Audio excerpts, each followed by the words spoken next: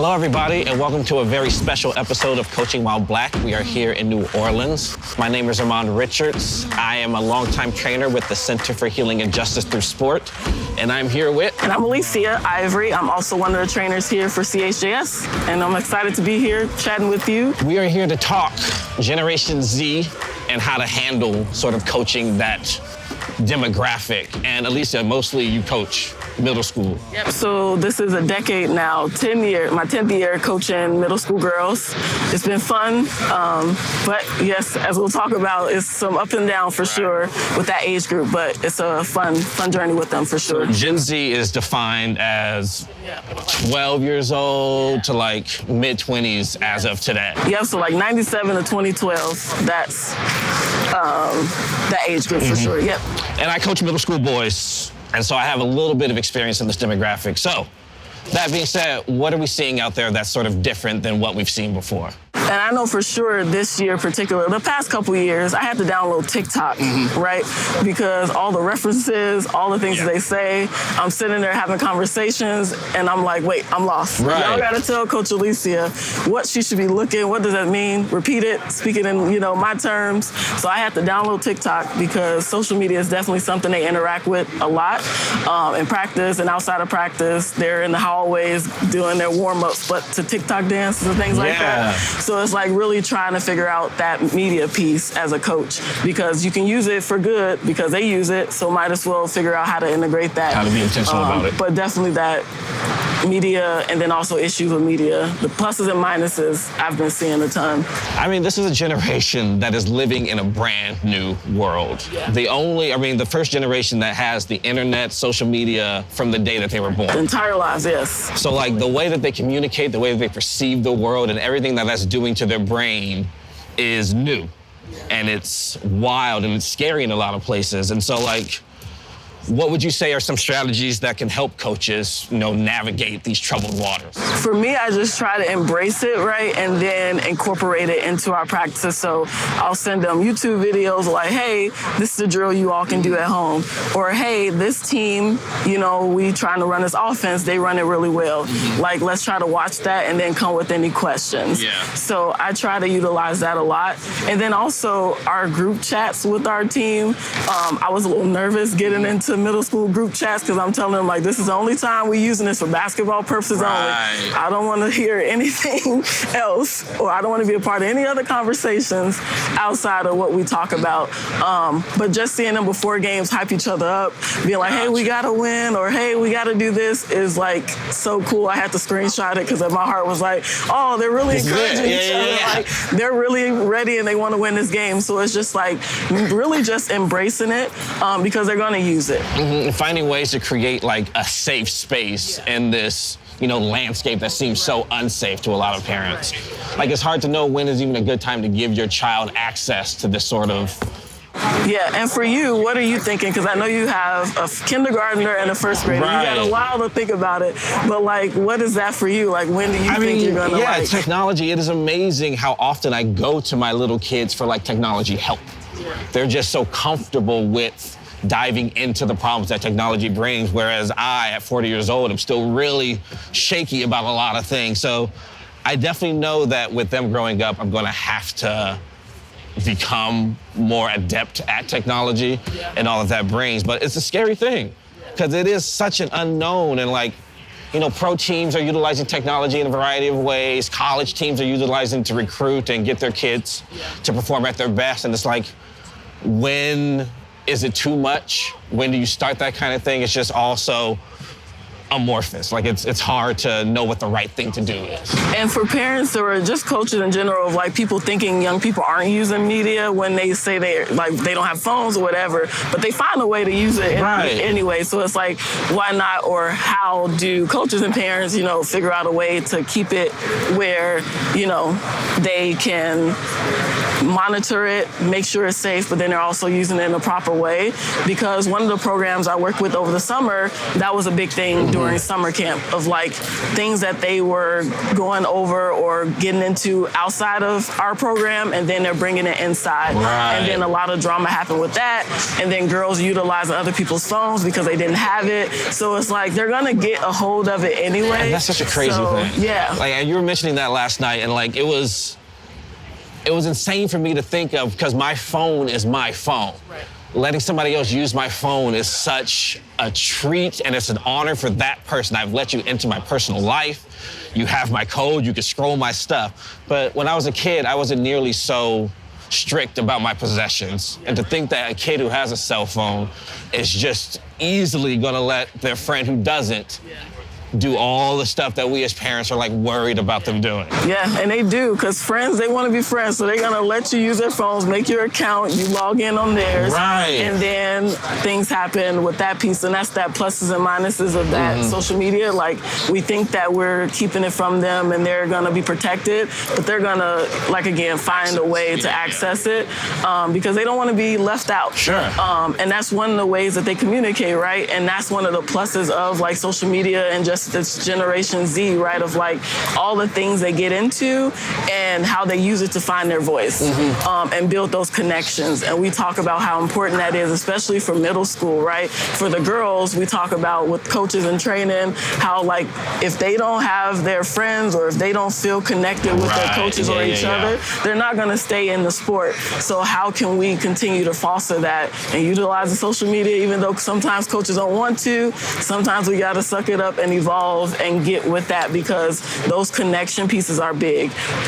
Because again, it's that dual thing of like the impact of social media or just media and technology, but it's also helping them stay connected and feeling a sense of belonging and all of that. That's what they need. And like the connection part is so interesting, given how that definition is changing with, I mean, connection for them is such a different idea than connection when, you know, I was growing up. And so like, yeah, connection is important, and they are defining it as social media and internet being a part of what is quintessential about connecting with their peers. I'm just curious, for you, coaching now with your middle school boys, have there any, the way you build connections, has it changed and shifted, or things that you focus on now that you might not have had to focus on later? Like, it felt more superficial, the things that they were talking about and the things that seemed important. Like whoever was the famous singer of the time or the best athlete that they all wanted to be like it all felt so cyclical. Like, oh, I've been there before. Like, I don't need to listen to this because I've already done all that. But that's not actually the way to go about it, I learned. Like, it was harder to form connections with the kids if I kept talking about the heroes of old when they have no context for that, they have no connection to that. And so as that lent into more like, what, you don't, you know, sit down for dinner with your families anymore? You don't watch these type of movies? Or you watch YouTubes? You watch people play video games all day? What kind of life is that? But this is a new existence. It's, if I had a dime for every time my parents got mad at the life that I was living, I'd be a rich man. I'd be a rich man.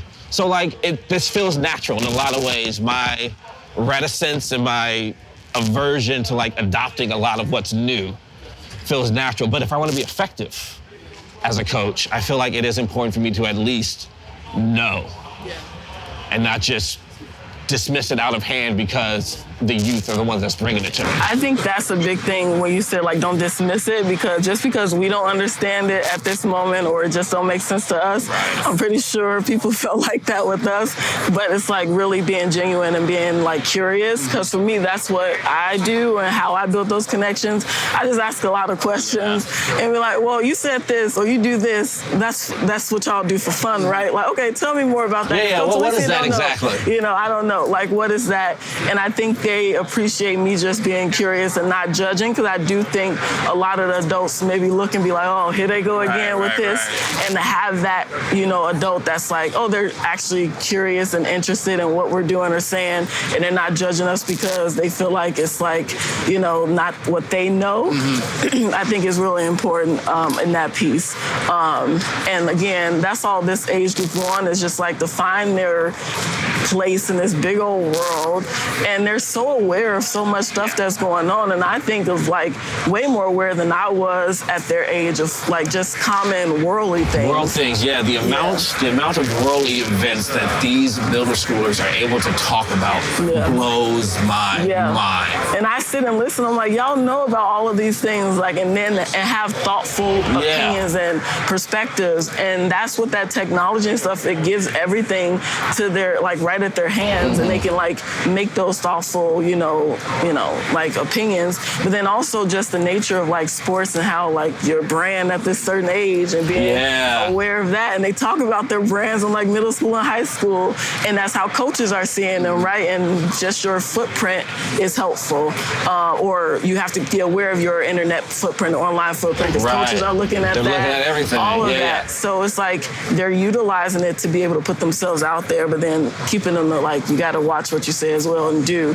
But they just are able to know so much stuff and be more socially aware. And because it's like the NIL stuff. Yeah. Like making money is now a legitimate thing that you can do from a very young age in a variety of different, industries. But sports is huge in terms of like, now having a brand is just as important as like developing skills sometimes.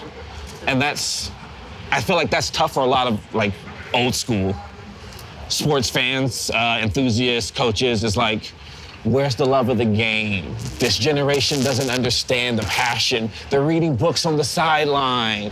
How could they do this? Where's the respect?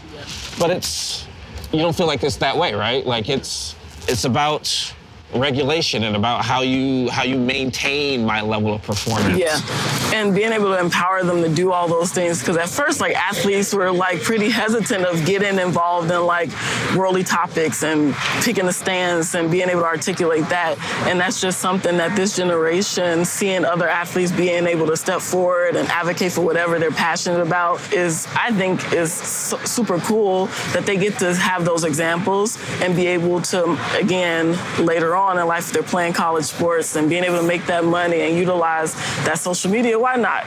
And it's like being able to help them do that, because again, that's what's gonna happen. Like, all of these things are evolving, and I feel like instead of us going about like, well, back then we should just keep it this way, it's not changing, and we have to figure out ways to be able to relate and keep it going. And that's how we're gonna keep them in sport, because again, they have to be able to utilize it to best fit whatever circumstances they have. And I think that's the way we have to go about it. Is there any strategy in the playbook that you can think of offhand that you're like, if you're gonna coach middle school, focus on this? Yeah, for me on my end, definitely the coaching girls piece of just those connection pieces. And I think that'll just help with that Gen Z type age group of like, if they feel like they're being seen and heard, if you lead with that authenticity, I think that's gonna be the best bet for them. And again, meeting them where they are. And again, just not judging this age group because it's so different from what we had, but being able to adjust and accept and be able to help them move forward and be able to create those safe spaces for them to be able to navigate all of this so they don't get into anything that they shouldn't or anything that they regret later on, right? So yeah, what about you? Yeah, for me, it would be like, accept them as their whole self. Yes. Like they are trying to figure out. And one of the understated pieces of that, I think, is don't be upset when they throw that piece out that you accepted, because they no longer find a use or need for it. And I feel like a lot of times I'm like, but you liked strawberries just last week. What happened? So like just being aware that, they are constantly in change, and to just accept that as part of them as well. Definitely. And as coaches, everything is ever evolving, so we definitely just have to be able to be flexible with that piece. Thank you for joining us for an episode of Coaching While Black. I'm Armond. And I'm Alecia. We hope you enjoyed yourself. Sports!